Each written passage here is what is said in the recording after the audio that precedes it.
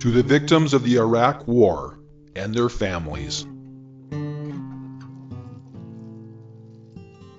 War criminals doing the devil's work.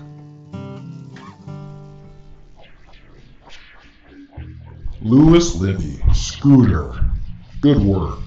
Thanks for helping Cheney out. We're working on a pardon. Dick Cheney, an extraordinary warmonger. We love you. Scare the people. Tell them lies. Simply stated, there is no doubt that Saddam Hussein now has weapons of mass destruction. There is no doubt that he is amassing them to use against our friends, against our allies, and against us. Give us war.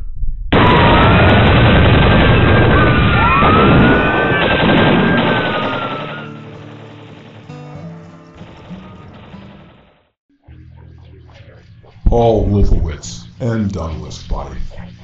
We love neoconservatives, architects of death policy. Everyone will agree on the WMD issue. The ends justify the means. George Tenet, nice job with Bush. WMDs are a slam dunk. John Bolton, our longtime friend. Good work on Iraq. International law means nothing. Colin Powell, our loyal soldier. You've been so helpful. They trust you. Deceive them at the UN. Facts and conclusions based on solid intelligence. There can be no doubt that Saddam Hussein has biological weapons. Saddam Hussein has chemical weapons. Sinister nexus between Iraq and the Al-Qaeda terrorist network. High specification aluminum tubes, leaving Saddam Hussein in possession of weapons of mass destruction for a few more months or years is not an option. It is all a web of lies. Bring on the death and suffering.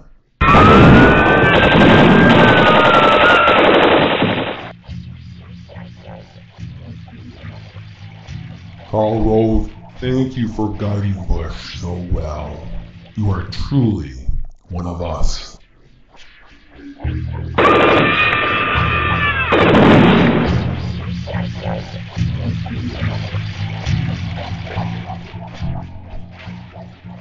Condoleezza Rice, a skilled fearmonger and liar. Our kind of woman. The aluminum tubes really only have one use. Mushroom clouds are beautiful. War.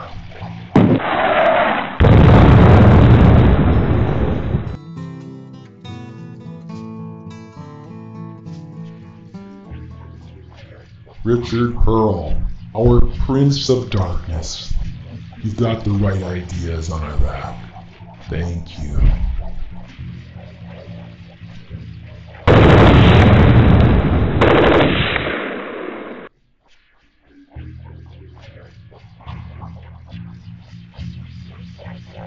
Alberto Gonzalez, you're our kind of lawyer.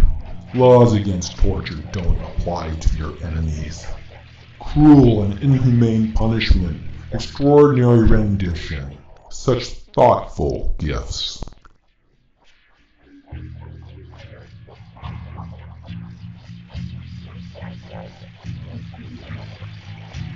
Donald Rumsfeld, you've been invaluable. Stuff happens, thanks to you. Guantanamo, Abu Ghraib. Lovely. Tell them a lie.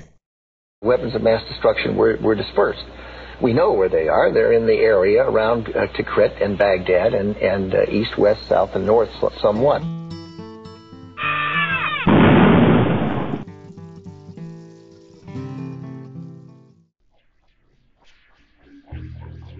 George W. Bush, our main man and warmonger. You play your part to perfection. Tell them the uranium lie. The British government has learned that Saddam Hussein recently sought significant quantities of uranium from Africa. Scare them with more lies. Have no doubts. Intelligence gathered by this and other governments leaves no doubt that the Iraqi regime continues to possess and conceal some of the most lethal weapons ever devised. We wanted to resolve the issue peacefully. The peaceful entry of coalition forces to eliminate weapons of mass destruction and to defend the world from grave danger. Military conflict commenced at a time of our choosing. The ends justify the means. Give us war. They impeach, indict, convict, jail, etc. war criminals, don't they? To initiate a war of aggression, therefore, is not only an international crime, it is the supreme international crime, differing only from other war crimes in that it contains within itself the accumulated evil of the whole, taken from the judgment of the International Military Tribunal for the Trial of German Major War Criminals, Nuremberg, October 1946.